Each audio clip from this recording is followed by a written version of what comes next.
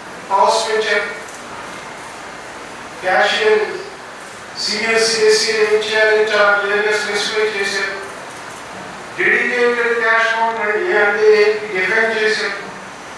సేఫ్గా దాన్ని మళ్ళీ క్లారిఫికేషన్స్ ఇచ్చారు, అన్నీ చేశారు.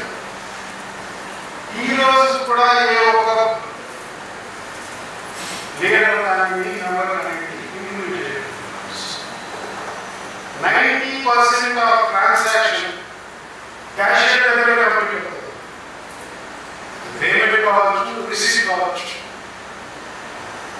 డెడికేటెడ్ క్యాష్ 50,000 పాస్ చేస్తున్నారు. ఓన్లీ పాస్బుక్ ప్రింటింగ్ ఒకటే రెవెన్యూ ఉంటుంది. ప్రొవైడెడ్ ఈ బ్రాంచ్లో కాబట్టి శంకర్ చెప్పిన తలా పాస్బుక్ మంచి పాస్బుక్ అంటే 90% ఆఫ్ యువర్ క్యాష్ కంప్లీట్ అవుతుంది. మరి 100 ట్రాన్సాక్షన్స్ చేయడానికి టైం పడుతుంది.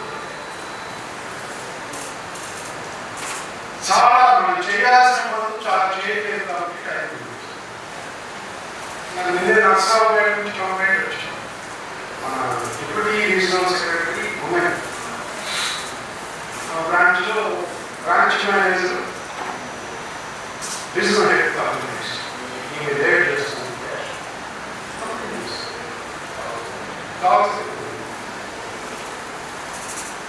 ఏంటంటే మిషన్లో పెట్టక ముందు చేతితో కౌంట్ చేస్తుంది. చేతితో కౌంట్ చేసిన తర్వాత మళ్ళీ మిషన్లో పెడుతుంది. ఫైనల్గా నాకు ఈ డబ్బు ఇచ్చేటప్పుడు ఇంకోసారి మిషన్లో పెడుతుంది. ఇంటెన్షనల్గా నువ్వు లేట్ చేస్తుంది. రీజనల్ సెక్రటరీకి ఫోన్ చేయడం మీకు అన్యాయం చాలా కావాలని చూస్తుంది. సీసీ ఫుటేజ్ తెప్పించాను, చూడండి చాలా పెద్ద కస్టమర్, ఫార్మర్ రైస్ ఉంటుంది, 10 crores లిమిట్ ఉంది. ఇవన్నీ ఉన్నాయి.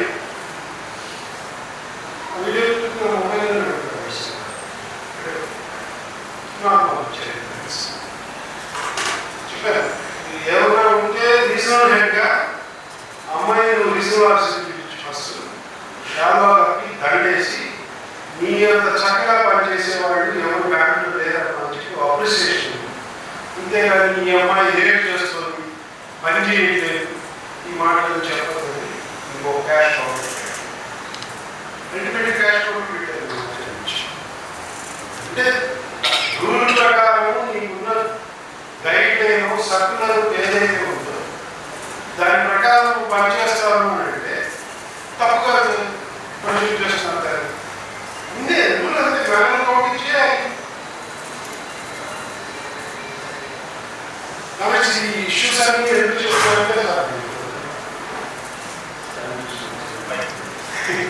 కాబట్టి ఈ ఇష్యూస్ అన్ని ఏం చెప్తున్నారంటే క్లర్కులుగా సబ్స్టాఫ్ మనకు సంబంధించిన డ్యూటీస్ ఏదైతే మనం ఆ డ్యూటీస్ని మర్చిపోయి నేను క్లర్కులు సబ్స్టాఫ్ ఎవరైనా చాలా నిజాయితీగా నిబద్ధత సభ్యులలో ఏ విధంగా అయితే చెప్పారో ఆ విధంగా పనిచేస్తుంది. వాళ్ళని పిచ్చివాళ్ళలాగా చూసి మనం మన కేడని మనం ఇన్సల్ట్ చేస్తుంది. వాస్తవం గైడ్ లైన్స్ మీరు పాటించకుండా ఎవరైతే పనిచేస్తున్నారో వాళ్ళని హీరోలు చేస్తారు. 2 hours ట్రాన్సాక్షన్స్ జరుగుతుంది. వాస్తవం వీళ్ళందరూ కూడా లీడర్స్ కాదు, మెంబర్స్ కాదు, నాయకులు. మీ కింద కనీసం ఒక 200-300 మెంబర్స్ ఉంటారు. మెంబర్కి ఏదైనా సమస్య వచ్చినా, ఇష్యూ వచ్చినా నాయకులుగా మనకు క్లారిటీ ఉంటుంది. ఏం చెప్పాలి, ఏం చేయించాలి. ఆ క్లారిటీ ఎంత మేరకు ఉండాలి అంటే నాయకుడుగా మీరు మెంబర్ని ఈరోజు వెళ్ళి 6 దగ్గర కూర్చొని ఎగరెస్ట్గా స్లోగన్స్ డౌన్ డౌన్ కొట్టు అని మీరు చెప్తే మీ మీద నమ్మకంతో వెళ్ళి వెంటనే ఒకళ్ళే అయినా మేనేజ్మెంట్ ముందర కూర్చొని డౌన్ డౌన్ కొట్టగలిగేంత నమ్మకం ఉంది. ఆ నమ్మకాన్ని మీ మెంబర్స్ అందరికీ కూడా క్రియేట్ చేస్తారని ఆశిస్తూ లీడర్గా మీకు ఏవైతే బాధ్యతలు ఉన్నాయి ఈ బాధ్యతలు అన్నింటినీ కూడా బాధ్యతగా కాకుండా వాటిని ప్రేమిస్తూ పనిచేస్తారని ఆశిస్తూ సెలవు తీసుకుంటాను.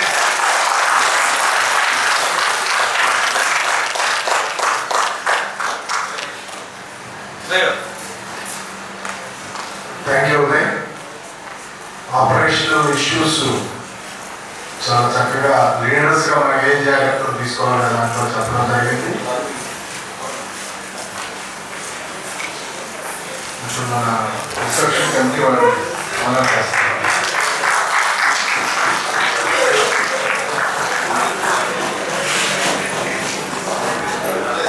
ఎంతసేపు ఓరియంటేషన్ ఇచ్చారు, చప్పట్లు కొంచెం ఇచ్చారు.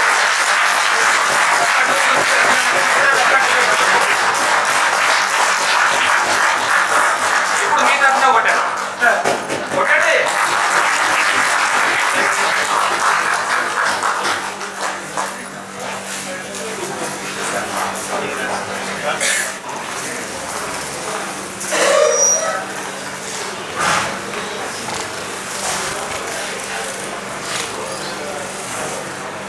కామ్రేడ్స్ రామారావు గారు సెంట్రల్ బ్యాంక్ మీటింగ్కి వెళ్ళాల్సి.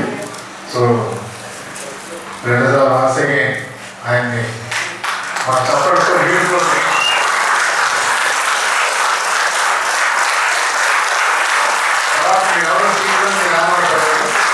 నెక్స్ట్ స్పీకర్ శ్రీనివాస్ ఉదయం వస్తారు. ఉదయం తీసుకెళ్తారు.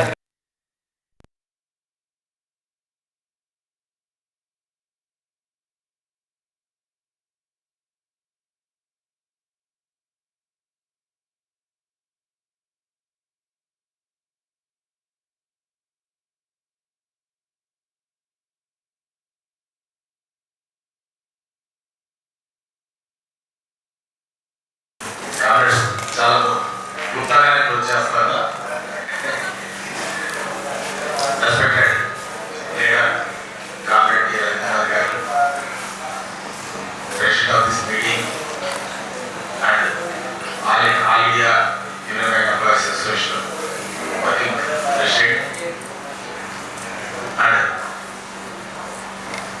Union bank power employees union Telangana state president. అలాగే మరి నాకు గుర్తు లేదని కూడా చెప్పుకుంటాను. ఎందుకంటే లోనాల నుంచి మేము మొదలు పెట్టాం.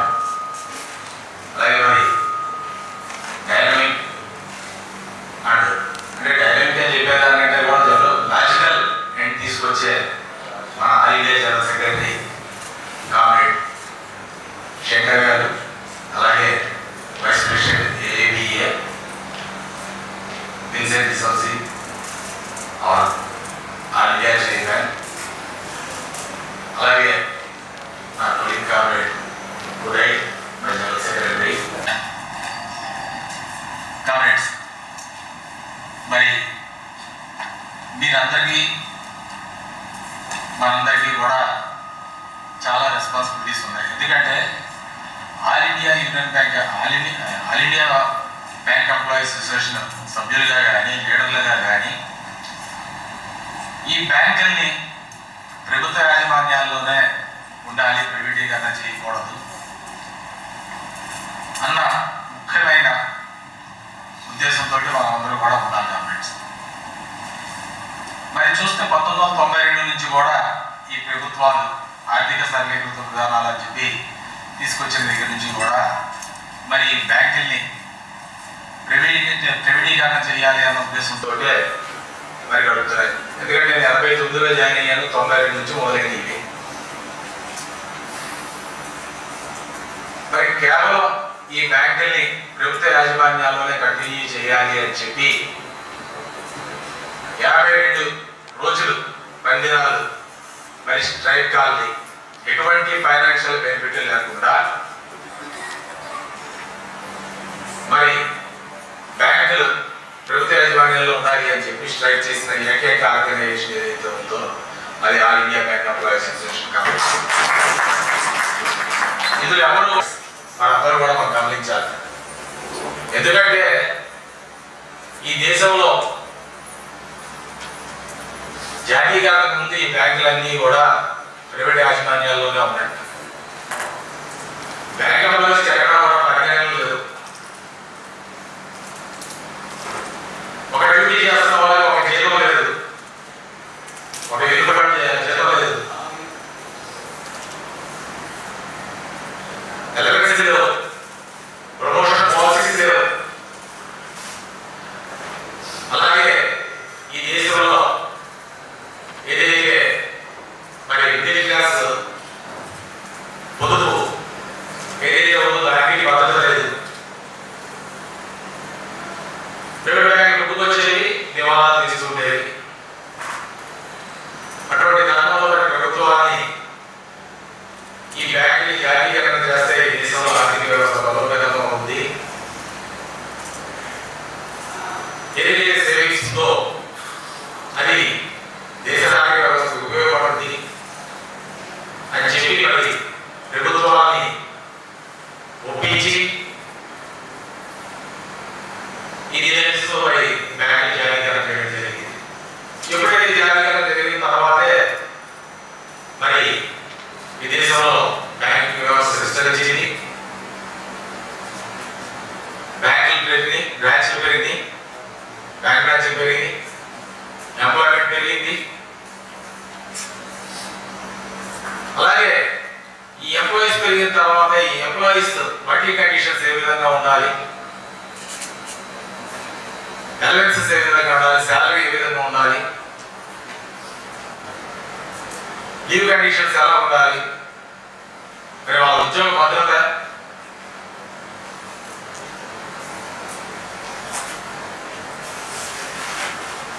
ఇవన్నీ కూడా ఏ విధంగా సాధించుకోవాలి, ఏ విధంగా ఉండాలి అన్నది మరి ఈ విధంగా తీసుకొచ్చిన ఈ నిర్మాణం చేసిందంతా కూడా all India bank employees association Congress. మరి అటువంటి ఆల్ ఇండియా బ్యాంక్ ఎంప్లాయీస్ సభ్యులుగా మరి మీ అందరి మీద కూడా ఆ బాధ్యత ఉంది. అలాగే ఇందాక రాంబాబు గారు చెప్తూ మరి మన 2 తెలుగు రాష్ట్రాల్లో కోఆర్డినేషన్ కమిటీస్ అవనివ్వండి లేదా ఫెడరేషన్ అవనివ్వండి, అన్నింటినీ కూడా మరి లీడ్ చేస్తుంది మన లీడర్షిప్. ఇక్కడ ఉన్న వాళ్ళు అందరూ ఆల్మోస్ట్ ఇందాక రీజనల్ సెక్రటరీస్ అందరూ కూడా ఈ రాష్ట్రంలో మరి కోఆర్డినేషన్ సెక్రటరీస్గా ప్రెసిడెంట్స్గా ఉన్న వాళ్ళే. మిగతా బ్యాంకుల్లో ఉన్నా కూడా చాలా తక్కువగా ఉన్నా లీడ్ చేస్తున్న వాళ్ళు ఉన్నారు. కాబట్టి అటువంటి రెస్పాన్సిబిలిటీని మనం తీసుకున్నప్పుడు మరి మిగతా అంతా మనం చూసుకోవాలి. కాంగ్రెస్ మరి చూస్తే ఇప్పుడు ఇందాక ఉదయం మాట్లాడుతూ కూడా మరి మన కళ్ళ ఎదురుకుండానే కేడర్లు వెళ్ళిపోతున్నాయి, కనుమరుగైపోతున్నాయి చెప్తున్నాడు. ఒక పక్క స్వీపర్స్ లేరు, సబ్ షాప్స్ లేరు, క్లర్కలు కూడా మన డ్యూటీస్ రేడియేట్ అయిపోయినాయి అని చెప్పి మరి 12 పార్టీలో మరి మన ఏఈబిఏ మరి కొన్ని నిర్ణయాలు తీసుకొని మన రోల్ బ్యాంక్లో కౌంటర్ రోల్స్లో పెరగాలి అనే ఉద్దేశంతో మరి మనం ఈ పోస్టింగ్ పవర్స్ కూడా మరి తీసుకోవడం జరిగింది. ఎందుకంటే బీసీలు ఆక్యుపై చేస్తుంది మన ఉద్యోగాలు అని చెప్పి ఓ పక్క అలా చూస్తే ఓ పక్క మళ్ళీ నేను ఉన్న డిఎఫ్ఎస్ నుంచి ఐబీఐ గైడ్లైన్స్, స్టేట్ బ్యాంకులో అయితే ఆఫీసర్స్ 25 సంవత్సరాలు సర్వీస్ పూర్తయిన 50 సంవత్సరాలు వయసు వచ్చిన 3 నెలల జీతం నోటీస్ ఇచ్చి అతని బ్యాంక్ నుంచి పంపిస్తామంటున్నారు. మన దగ్గరకు వచ్చేటప్పటికి పవర్ షాప్, సబ్ షాప్ కానీ కానీ పబ్లిక్ సెక్టర్ బ్యాంక్స్లో 58 సంవత్సరాలు చేసిన తర్వాత దాని పర్ఫార్మెన్స్ చూసి 2 నెలల జీతం 2 నెలల నోటీస్ ఇచ్చి అతను తీసేస్తామన్నమాట. మరి జాబ్ సెక్యూరిటీ నన్ను 60 ఏళ్ళు చేస్తామన్న ఉద్దేశంతో మరి ఈ బ్యాంకులో జాయిన్ అయ్యాం. మరి ఇటువంటివన్నీ కూడా మన మీద ఉన్న మన ముందు ఉన్న బాధ్యతలు. వీటిని ఏ విధంగా కాపాడుకోవాలి అన్నది కూడా ఆలోచించుకోవాలి. ఎందుకంటే ఇందాక మాట్లాడుతూ చెప్పారు మనకి ఏం కావాలి, ఏం చేయాలి, ఎటువంటి సమయాల్లో స్ట్రగుల్ ఫేస్ చేసి all India bank employees association first leadership అంతా తీసుకొచ్చి మరి స్ట్రీమ్ లైన్లో పెడితే సెకండరీ లీడర్షిప్ అంతా దాన్ని రిఫైన్ చేసి తీసుకొచ్చి మన చేతిలో పెట్టారు. మరి మనం కూడా దీన్ని ముందుకు తీసుకెళ్ళాలి కదా. వాటి మీద మీరందరూ కూడా అప్రమత్తంగా ఎప్పుడు ఉంటూనే ఉండాలి, ఉంటున్నారు కూడా. అలాగని చెప్పి మనం ఏమని కాదు నేను చెప్పడం, మిమ్మల్ని ఒక విధంగా భయపెట్టడం కూడా కాదు. ఎందుకంటే చెప్తున్నాను కదా, 62 నుంచి ఈరోజు 92 నుంచి 1992 నుంచి 2024 అదొక 32 సంవత్సరాల నుంచి కూడా మరి ప్రయత్నాలు చేస్తున్న ప్రభుత్వాన్ని మరి all India bank employees association అడ్డుకుంటూనే వస్తుంది. అలాగే మరి మనం ముందు కూడా అదేవిధంగా ఈ బ్యాంకులను ప్రైవేటీకరణ చేయకుండా మరి ముందుకు తీసుకెళ్లాలని చెప్పి మీ అందరినీ కోరుకుంటున్నాను. మరి అది తీసుకుంటే అలాగే ఇక్కడ ఉన్న లీడర్షిప్ మనం చూస్తే మరి మెజర్కి ముందు ఆంధ్ర బ్యాంక్ జనరల్ సెక్రటరీగా ఈయన, యూనియన్ బ్యాంక్ జనరల్ సెక్రటరీగా శంకర్ గారు, అలాగే విన్సెంట్ గారు కార్పొరేషన్ బ్యాంక్ జనరల్ సెక్రటరీగా, మరి 3 బ్యాంకులు కూడా ఇంటిగ్రేట్ అవడంలో మనకి ఏఏడిఏ నుంచి మరి మనకి మంచి సపోర్ట్ రావడం, తర్వాత లీడర్షిప్ అంతా కూడా మరి ఎనర్జీ బెస్ట్ పాలసీస్ ఏవైతే ఉన్నాయో మనం చాలాసార్లు మాట్లాడుకున్నాం కూడా. బెస్ట్ పాలసీస్ హౌసింగ్ లోన్స్ అవనండి, సిఓడీస్ అవనండి, కన్వీనియన్స్లు అవనివ్వండి, టెలిఫోన్ మొబైల్ రీఛార్జ్ అవనివ్వండి, ఇవన్నీ కూడా మరి మెజారిటీ మిగతా బ్యాంకులు ఎక్కడా లేనట్టుగా మన దగ్గర చాలా స్మూత్గా జరిగింది.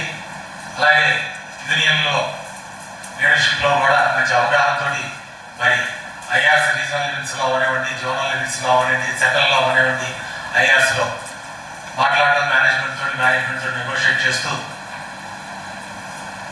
ఎక్కడ దెబ్బలాడాలి, ఎక్కడ తగ్గాలి, ఎక్కడ మేనేజ్మెంట్ ఒప్పించాలి అన్న లాజికల్ అండి. ఎందుకంటే దెబ్బలాడడం అన్నది ఒకటే ముఖ్యం కాదు, ఆ దెబ్బలాడిన కూడా కంక్లూషన్ ఏ విధంగా తీసుకురావాలని కూడా చాలా ముఖ్యం. లీడర్షిప్కి ఎక్కడ వాయిస్ రేజ్ చేయాలి, ఎక్కడ తగ్గాలి, ఇది కూడా చాలా ముఖ్యం.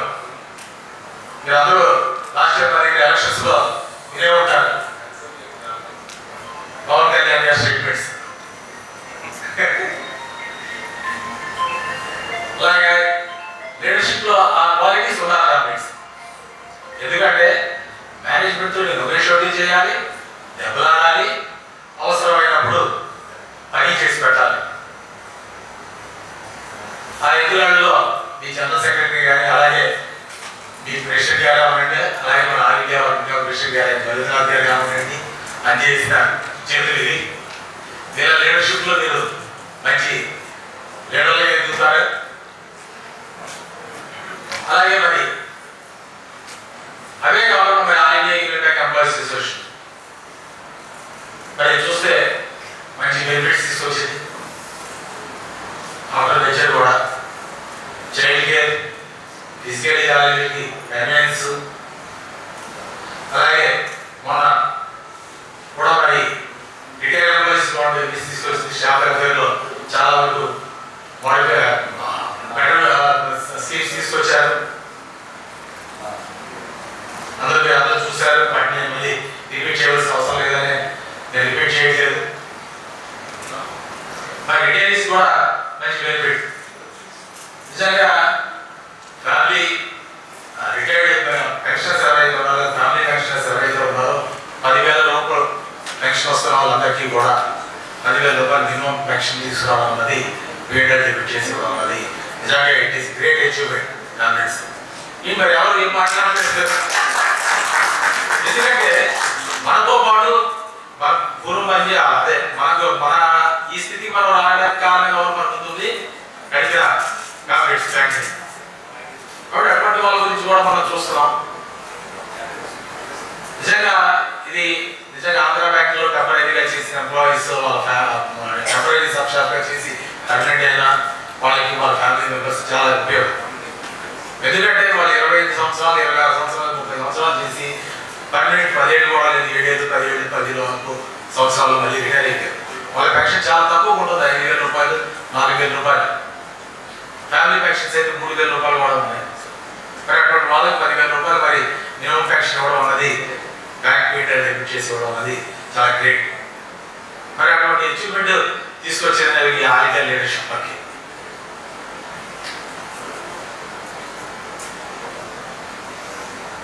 మరి ఇక స్టేట్ లీడర్షిప్ వస్తే మిమ్మల్ని అందరినీ కూడా మరి మెచ్చుకోవాలి కాంగ్రెస్. నిజంగా Andhra Pradesh employees, Andhra Pradesh union bank employees association Andhra Pradesh president గా మీ అందరికీ కూడా మరోసారి విప్లవాలను తెలియజేస్తున్నాను కాంగ్రెస్. ఈరోజు మీ ఈసీ యూనిట్ లో ఈసీ ఏదైతే మెటీరియల్ ఇచ్చారో మెటీరియల్ మీద ఫోటోలు కూడా చెప్తున్నాయి. లేకపోతే ముందు మేము అంతా కూడా ఐడియా గ్రూప్ లో మీ ఫోటోలు చూసాం. జాయింట్ యాక్షన్ ప్రమాణంగా చేశారు. ఆ యాక్షన్ చేయబట్టే స్ట్రైక్ లేకుండా మనకు కావాల్సింది సాధించుకున్నాం. ఎందుకంటే మళ్ళీ దాని గురించి నేను డీటెయిల్గా వెళ్ళట్లే. క్లియర్గా ఆల్రెడీ మన ఆర్ఐడిఐ జనరల్ సెక్రటరీ గారు దాని గురించి మాట్లాడారు. వాళ్ళ ఉదయ్ కుమార్ కూడా ఏ విధంగా మేనేజ్మెంట్ తో నెగోషియేట్ చేస్తామో ఇవన్నీ కూడా చెప్పారు. కాబట్టి అది కేవలం లీడర్షిప్ యాక్షన్ కాలిచ్చినంత మాత్రమే కాదు, దాన్ని ఇంప్లిమెంట్ చేసింది మీరు, గ్రౌండ్ లెవెల్లో నడిపించవలసింది కూడా మీరే. ఆ విధంగా నడపడంతో స్ట్రైక్లు కాకుండా మరి మనం అచీవ్ చేసుకున్నాం. ఇప్పటికి కూడా అదే పూర్తిగా మనం సాధించామని చెప్పగలం. అయితే మేనేజ్మెంట్ నిజంగా నేను అయ్యాలో నేను ఉన్నాను, మేము ఊహించినట్టుగా కాకుండా చాలా పాజిటివ్ గానే మరి రెస్పాండ్ అవ్వడం జరిగింది. అది పాలసీస్ లో ఇంప్లిమెంట్ చేయడానికి మరి ఏ విధంగా వస్తుందో చూడాలి. అలాగే చెప్పి మనం ఎక్కడ స్ట్రైక్ డిఫర్ చేయాలా, కాల్ ఆఫ్ చేయలేదు గవర్నమెంట్స్. సో పోరాటానికి మేము ఎప్పుడు ముందే ఉన్నామని చెప్పి వాళ్ళు చెప్తున్నారు. అలాగే మా కేడర్ కూడా ఉంటుందని చెప్పి మీరు ఆశిస్తున్నారని చెప్పి కూడా అనుకున్నాను. మరి ఇటువంటి తరుణంలో మీరందరూ మరి లీడర్స్ గా ఈ స్టేట్ ని లీడ్ చేస్తున్నారు, బ్రాంచెస్ లో ఉన్న మెంబర్స్ ని. మరి మీరు అలాగే రాంబాబు గారు కూడా చెప్తూ వచ్చారు, కసరత్ అన్నది ఎప్పుడూ ఉండవలసిందే. అలాగే ఇటువంటి ఎగ్జిక్యూటివ్ కమిటీస్, కాన్ఫరెన్స్ ఇవన్నీ చేసుకుంటే మనలో కూడా మనోధైర్యం కూడా పెరుగుద్ది. ఈరోజు బ్రాంచుల్లో మనం 3-4 ఉన్నా కూడా మనతో పాటు మన రీజనల్ లీడర్షిప్ ఉంది, స్టేట్ లీడర్షిప్ ఉంది, ఆల్ ఇండియా లీడర్షిప్ ఉంది అని చెప్పి ఒక మనోధైర్యంతో మరి ముందుకు వెళ్తాం. అలాగే మేనేజ్మెంట్ కూడా చాలా అగ్రెసివ్ అలానే ఉంది ఫ్రాడ్స్ విషయంలో. ఇద్దరిని సీజీఎం గారు కూడా మాట్లాడుతూ చెప్పారు. యూత్ నిజంగా చాలా విషయాల్లో ఉద్యోగాలు ఎంత చక్కగా కష్టపడి సంపాదించుకుంటున్నారు. మరి ఉద్యోగాన్ని చేసేటప్పుడు చాలా పొరపాటు కూడా చేస్తున్నారు. తొందరలో ఎందుకంటే బ్యాంకింగ్ ఇండస్ట్రీలో జాయిన్ అయిన రోజు లీడర్షిప్ చెప్తూ ఉంటాం. మన చుట్టూ ఉన్న నీళ్లు మన డబ్బులు మనకి కావద్దు. మన సముద్రంలో ఉన్నట్టే తాగడానికి మనకి ఏమీ లేవు. మన చుట్టూ ఉన్న డబ్బు మనకు కాదు, మనకి మనం సృష్టిస్తాం. దాన్ని దృష్టిలో పెట్టుకోవాలి. ఎక్కడ కూడా ఒక రూపాయికి మనం, ఎందుకంటే ఈరోజు మనకు ఉన్న పాలసీస్ కానీ ఏదైనా భయపడి మనం తీసుకున్నది కూడా, ఎందుకంటే జీతంలో ఎమ్మెల్సీలే కాదు, మనం చేసే ఉద్యోగాల వల్ల చేసే తప్పులు కానీ పొరపాట్లు కానీ జరిగినాయి అంటే వాటి పనిష్మెంట్ కూడా ఏ విధంగా ఉండాలి అన్నది మనం రాసుకున్నాం. ఇందాక చూసారా, ఏదో ధర్మం జరిగేటప్పుడు తప్పులు జరిగితే దాన్ని రక్షించగలం, కానీ కావాలి అని చేసిన తప్పులు ఏవైతే ఉన్నా దాన్ని ఎవరూ రక్షించలేదు. చాలా ఇన్సిడెంట్స్ చాలా ఫ్రీక్వెంట్ జరుగుతున్నాయి కాబట్టి, ఎందుకంటే ఎంక్వైరీస్ మేము అటెండ్ అవుతాం, మా దగ్గర ఉన్న మిగతా చూస్తాం, సర్కిల్స్ వస్తున్నాయి.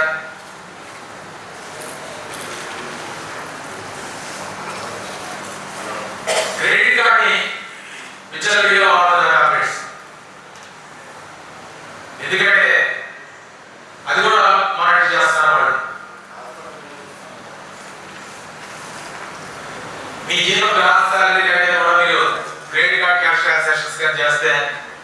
ఎక్స్ప్లెనేషన్స్ కన్ఫర్ చేస్తుంది.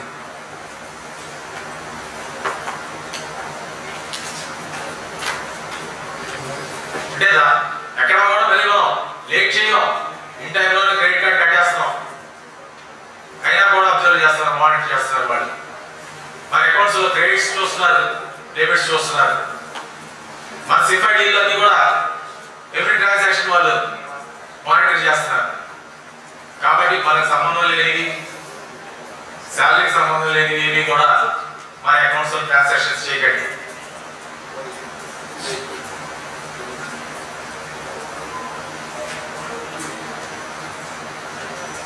ఇటువంటి అన్ని కూడా మనం జాగ్రత్తగా చూసుకొని మీరు మీ ఉద్యోగాన్ని, అలాగే ఈ బ్యాంకింగ్ వ్యవస్థని, బ్యాంకింగ్ ఇండస్ట్రీ కూడా మీ భుజాల మీద వేసుకొని కాపాడతారని చెప్పి మీ అందరినీ కోరుకుంటూ ఈ అవకాశం ఇచ్చిన మీ అందరికీ ధన్యవాదాలు తెలియజేస్తున్నాను. Thank you.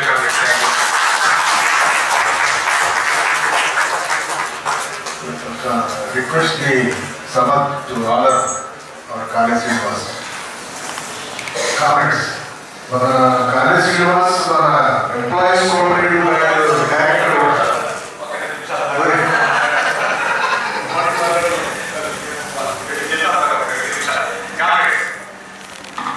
మీ అందరికీ తెలుసు, మన ఎంప్లాయీస్ కి ఫైనాన్షియల్ గా మంచి అవసరాలలో ఉపయోగపడే ఒక Andhra bank employees cooperative bank అని ఉంది. అందులో నేను డైరెక్టర్ సమాధానం వచ్చేయడానికి ఈరోజు ఆ బ్యాంకులో మనకి 6.5 లక్షల రూపాయలు ఎటువంటి ఎంప్లాయీ షూరిటీ లేకుండా 6.5 లక్షల రూపాయలు లోన్ ఫెసిలిటీ ఉంది. అలాగే ఏదైనా కారణం వల్ల మన కట్టలేని పరిస్థితి వస్తే మన ఫ్యామిలీ మెంబర్స్ కి కట్టవలసిన బాధ్యత కూడా లేదు. అది కూడా బ్యాంకు రైట్ ఆఫ్ చేసుకుంటుంది. అటువంటి మంచి ఫెసిలిటీ ఉంది. 10% రేట్ ఆఫ్ ఇంట్రెస్ట్ తోటే మనం ఇస్తున్నాం. అలాగే దాన్ని మన బ్యాంక్ మన రన్నింగ్స్, మన బ్యాంక్ ఎంప్లాయీస్ రన్నింగ్ తోటి దాన్ని స్థాపించారు. 70 సంవత్సరాలు పూర్తి చేసుకున్న బ్యాంక్ ఎంతో మందికి ఉపయోగపడింది. నిజంగా ఇన్వెస్ట్మెంట్ చేసుకున్న మంచి ఇన్వెస్ట్మెంట్స్ కూడా మనకి ఉపయోగపడుతుంది. కాబట్టి మీరందరూ కూడా మెంబర్షిప్ లేకపోతే మెంబర్స్ ని జాయిన్ చేయండి. మంచి బెనిఫిట్స్ ఉన్నాయి దాంట్లో. కాబట్టి అందరికీ కూడా అందరూ ఎంప్లాయీస్ కోఆపరేటివ్ బ్యాంక్ గురించి కూడా చెప్పి మెంబర్షిప్ కూడా తీసుకోవడానికి కోరుకుంటున్నాను. Thank you. కాబట్టి థ్యాంక్ యూ.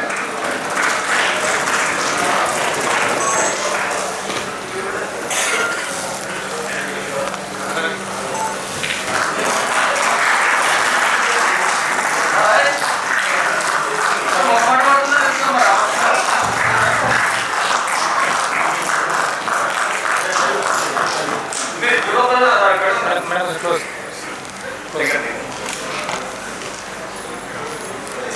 బిగ్గెస్ట్ ప్రెసిడెంట్ అని చెప్పా.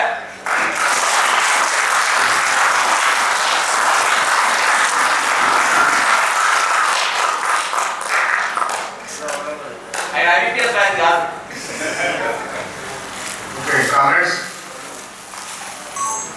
రేపు మార్నింగ్ మీటింగ్ ఇదే సో 9:30కి షార్ప్గా మీటింగ్ స్టార్ట్ అవుతుంది. ఇవాటిలాగా ఒక గంట లేట్ స్టార్ట్ చేసి కుదరదు. సో అందరూ కొద్దిగా పంక్చువాలిటీ మెయింటైన్ చేస్తాం మీటింగ్స్. రెండోది, ఇవాళ వచ్చిన వాళ్ళకి రేపు కూడా అటెండెన్స్ తీసుకోబడుతుంది. సో టుమారో ఎవరు కూడా మీటింగ్ మిస్ అవ్వకూడదు. ఈ రెండు ఇప్పుడు మన 4 రీజన్స్, సిటీలో ఉన్నటువంటి 4 రీజన్స్ మెంబర్స్ మీటింగు ఆపోజిట్ ఎస్యూఎం గ్రాండ్లో ఉంది.